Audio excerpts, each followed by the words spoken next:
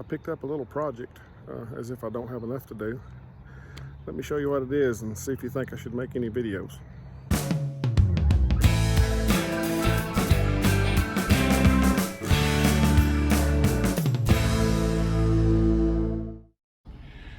Okay, the basement is empty and the little trailer is full. That's not counting anything that I figured we'd just sell for scrap, like those water tanks and whatnot. Well, now that basement's done, I think we need to start on some of this inside and see how big a dumpster we're going to need.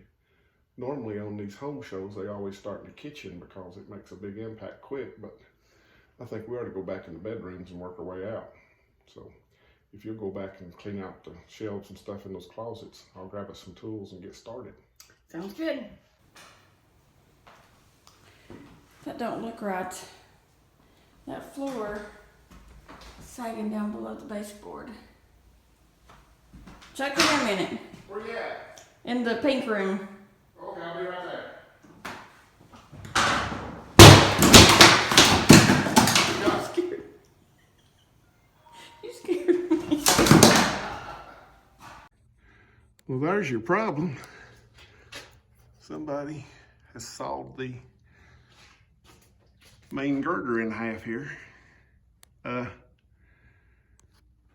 can tell that there used to be something there, so I'm assuming there used to be a pier under that splice. The subfloor boards run straight across it. So I bet it was spliced like that in the field when it was two houses down in North Carolina. And when they set it back up here, they put it actually on a pier. But when they dug the basement out, they switched to these posts and didn't notice that that was in half. It was probably smooth at that time and it came on down over the years. So that's gonna have to be addressed. I guess we better call the owner and tell him what we found. See if I can get him on the phone here.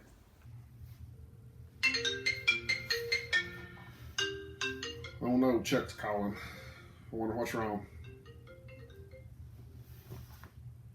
Hey Chuck, what's going on? I'm down here at the TVA house. We've got good news and bad news.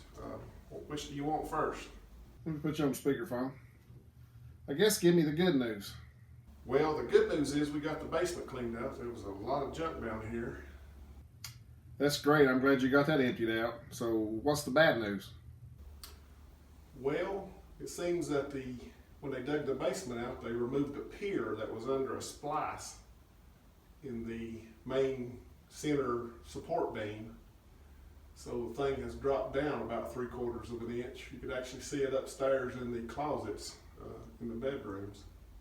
That doesn't sound good at all. How can we fix it? Well, that's just it. I mean, we've got to get it back up there, so we'll probably end up using a jack to jack the girder up, and then we'll have to put some kind of a bearing block there and a post underneath it that would hold it up forever down against this basement floor. Of course, we couldn't put a footer under it unless we wanted to cut the floor out of it. It's only about the last 4 feet, so it'll probably carry it all right. Well, what's that going to cost? You know our budget's tight. It's not like I thought anything could possibly go wrong while renovating an 80-year-old house. Well, yeah, I mean, it's going to cost something. I looked and checked, and Lowe's actually keeps these columns in stock, but they're like $50.24. Well, if you're sure we need to do it, go ahead. Take care of it. Yeah, I think it needs to be done, so we'll go ahead and get on that, and we'll just try to find someplace else in the budget to cut that $50 out. Okay, thanks, Chuck. All right, thanks. He said to go ahead and do it. We got approval, baby. I'm almost certain you folks ain't gonna believe this, but out there at the street, this jack was laying when we pulled up this morning. And I don't know if it fell out of somebody's truck or if somebody was throwing it away next door and they just happened to sit it over in front of my property. But if you're in this area and you've lost a jack out of the back of your truck, I have it. But what I've done, we had this actual 4x4 post was laying down here in the basement when we cleaned it out. So it's about the right height. So I went up, I saw that board upstairs in the attic when I was looking up into it, so I ran up there and grabbed it. So now we're gonna try to jack this up and see if it'll actually move. Go ahead and give it a crank there. Oh yeah, go easy. It's cracking and popping, just let it take its time. Am I pretty plumb? Ain't too plumb. Give it another one, let's just see. It's moving it. Man, I can't believe somebody be throwing that away. Somebody had to lose this jack. If you're in the Elizabethton, Tennessee area and you lost a 2.5 ton floor jack, then I've got it. Hit me up on YouTube here and I'll get it back to you as soon as I can take it out from under my house. It's holding it up right now. Went ahead and knocked down a little bit of this wall just to see what we were dealing with. Of course, these petition walls, where they didn't have to have outlets back then, they just made out of 2x4s edgewise, gave them more room in the house. I noticed this bathroom wall is the same way on this side. However, the hallway wall was full 3.5 inches deep. Look at those spacer for the junction bar, the switch box there, piece of cardboard. Might have something cool on it. We'll have to pull out and look. But what I thought was interesting, this is the door frame, also known as the wall stud. They just cut their mortise into it on this side, put in a piece of 1/4 round trim, and then a little skinny piece of trim that I've already pulled off the side of that. So you didn't actually have a door frame, you just had the stud. Do more with less. Well, I pulled it out. It's a Del Monte box. Not sure when that would have been put in, but always look for stuff like that. When you're tearing apart an old house, you might find something unusual. See, the little inside petition walls here are only 1.5 inches thick, of course, like we talked about. The outside walls are 2x4 thickness. When I got over here, you can see how they'd blown the insulation, or somehow got it back in here. When I pull this out, we'll be able to see how they got it in there, I suppose. But I noticed this frame wasn't up against the stud on this window, and I thought, what's up with that? And I just grabbed a big piece of the sheetrock and jerked it off. And I about lost 2 toes. That's where the sash weights were for the old original windows. That used to pick the old windows up and down.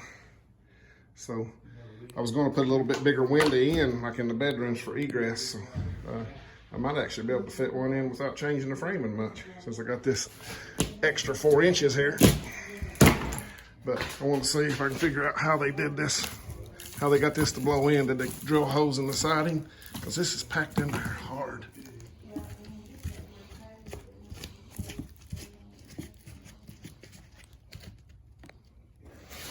I'd say that looks like the hose. See how the hose cut in the back of that? Whew. But I imagine I'm going to take that aluminum siding off. I'll probably be able to see it from out there where they've patched it. But they did a good job of getting it in there with one hole. Let's see if this one's got the same thing. Yeah, same thing. So they did that before they put the siding on. I need to get a mask. I stepped through my first ceiling today, as long as I've been doing HVAC, but I meant to. That's gonna be a mess. I think that's gonna be the best thing to do though, is go upstairs and just push it down, because that insulation goes everywhere. Well, the rain has quit momentarily, and they delivered a dumpster, so I'm gonna start loading the drywall that we already tore down and the insulation out, and then maybe start tearing out a little bit of the ceiling, because there's a bunch of insulation up there. It has to be shoveled out. They had to bring a bigger dumpster than I wanted. They only had the 40-yard dumpster. They're the same size, it's just the 30-yard has lower sidewalls. This one looks like it's relatively new though. Still got paint in it. So I've carried out most of what we tore out the other day. And I'm just putting it in this trash can. It's about all you can handle. Then I just drag it through the house and dump it up in there. I bought me some of these high-dollar dust masks. It's mostly just for mowing your yard and stuff, but unfortunately, they're made in China. was almost going to take my chances with the insulation, but surely any coronavirus in that mask has died by now, right? Don't guess they actually test those things, do you? Brought my little attic blower over here, stuck it up in the window, tied it up with a piece of that 10 gauge wire. It used to go to the bathroom heater. Stuck me a piece of plywood in here, and it does a pretty good job of keeping the dust down. This is what I'm going to try to do with this ceiling. I'm going to keep the fan on that side of me.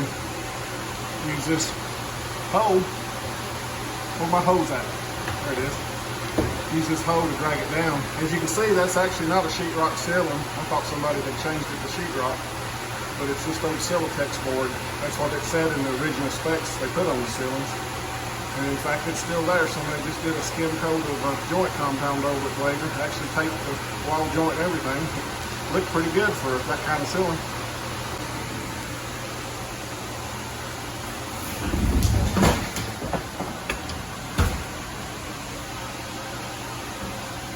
Well, that didn't take long.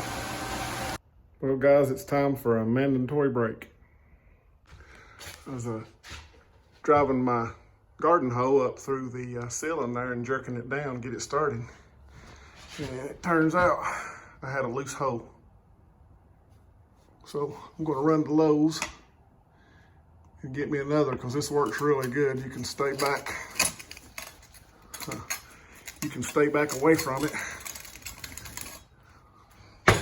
while you're working, but it's been swiveling. Makes it a little hard. When I was pulling the walls off over here, it made it hard because it swiveled when I would try to turn it and give it a little jerk.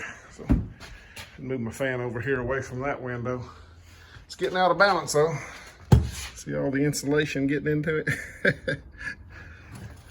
I have to clean blowers even on my night job.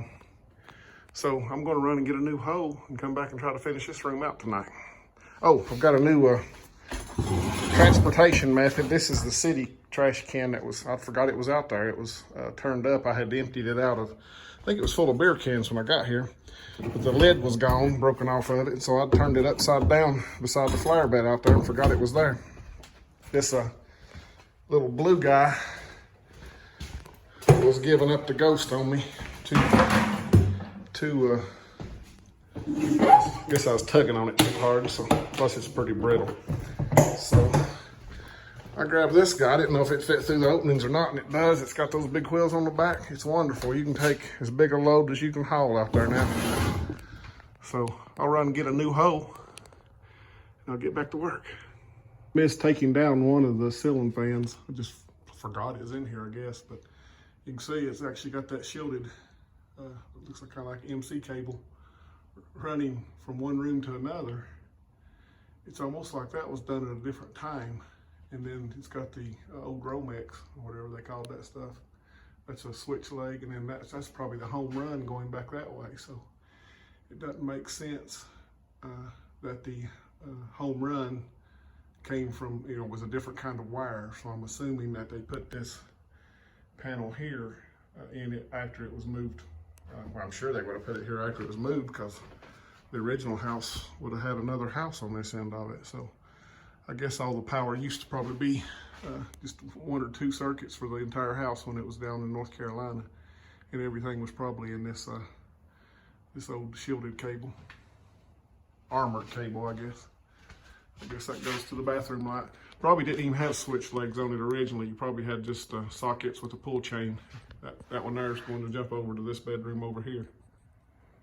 Well, the sun's starting to set, and it's pretty dark in here, but got this room pretty much cleared out. One thing I noticed though, about the same distance in as where the girder's cut in the basement, this top plate is in 2 pieces. So, and the bottom plate too. So I don't know if they actually did physically cut the house in here, or if they made the house bigger somehow. I mean, maybe it just came to here when it was down there, and they expanded it when they got here. But I guess I'll find out when I take that room out over there. Got the sheetrock mostly around the panel cleaned out here. Of course, I'd already cut all these wires loose before I started, so I wouldn't have to worry about getting into something that was live. There, See, there's one of those armored cables. That's factory right there. So that one was factory. A lot was factory. Nothing else in here was factory. Those was all added on. Go over in this little room. There's the other factory. So they popped that stuff in, come back around and went down. So probably be able to tell, probably got one outlet in every room and one light in every room. It's probably on 1 or 2 circuits originally. And I'm curious, we can probably trace once we get all these walls down and see where the power actually came in down when it was a TBA house. Probably didn't even have a meter on it back then. It was probably just had a knife switch on the porch that you could cut the whole house off with. And soon they had pull chains on the lights. So we'll find out. There's another one of them tall outlets. I'd say that one's got the armored cable running to him, but we'll get it. Got me a lamp plugged in just so I have a little light in here at night. I tore that tub surround off the other day. That board's gonna be hard to get off of there though. I think they glued it and nailed it. So get the saws off, we have to, and just go to town.